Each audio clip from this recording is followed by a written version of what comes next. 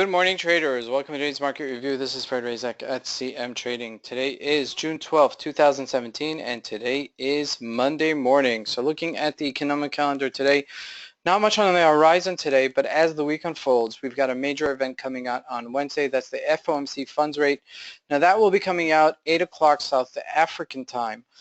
So just be aware of it that we'll be trading this week into that number. So if you are having some positions in dollar-related symbols, just be aware of it as the week unfolds. Now, let's look at what's been going on this.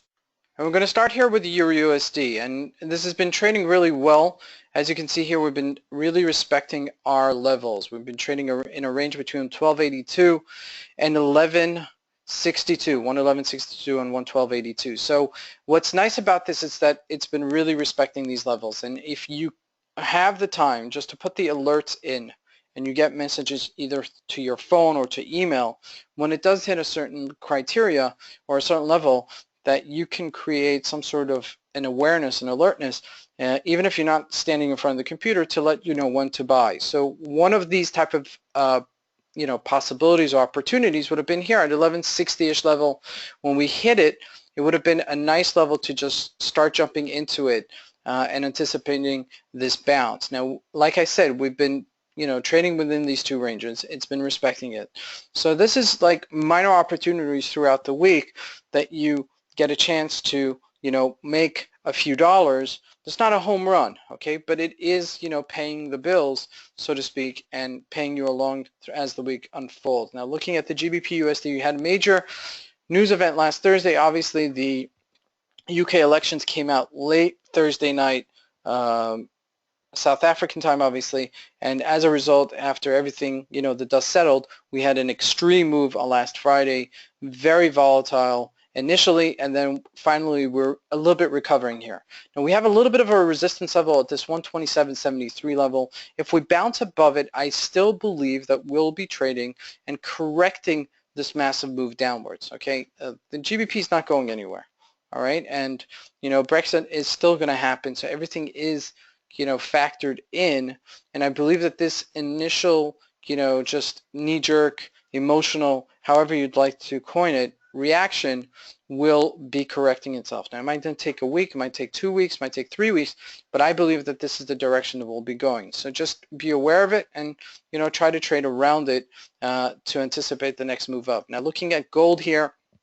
Now gold's been quite a story, a nice move up since the beginning of May to the end of May. We went over 80 points from 1221 to about 1300 almost. Okay, we came shy of 1300. I believe we got to a high of 1295, 94-ish level, and where we're retracing a little bit. Now we're trading at 1266, which is almost the midpoint. Okay, so anticipated support. Okay, I would say right here at previous resistance levels. It has been support previously. So 1263 would be my next stop down if you do look to buy this. But I think we'll be trading in a range here. I think it will also find a new range for it to trade just like the EURUSD. So keep this in mind.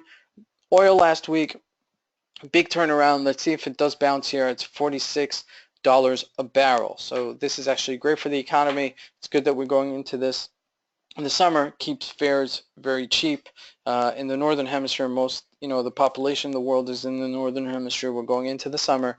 I know in South Africa it's winter, but this is really a time where people are taking vacations, so on and so forth.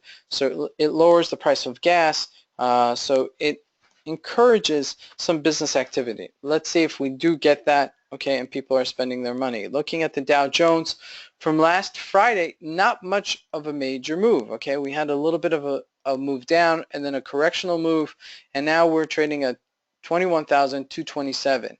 So, I mean, relatively, it's still at its all-time highs, okay? Let's see how this week unfolds. The stocks are really, really strong in the United States. I mean, if you look at the bellwethers, the banks, the durable goods, the consumer goods, things have been really strong. Now what's been carrying this as well is also technology stocks, okay? The NASDAQ has hit 6,000. I remember almost 20 years ago, 17 years ago, we hit 5,500-ish level, and we kept on saying NASDAQ 6,000, NASDAQ 6,000, never hit it.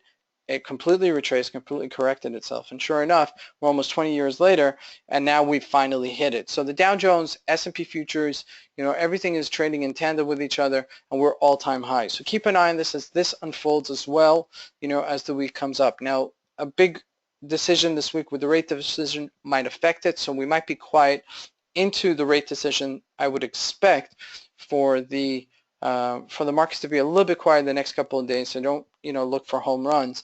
But as the week unfolds, you definitely see some more volatility. This is Fred Razak at CMTrading. I want to wish you guys a great trading day. Thank you.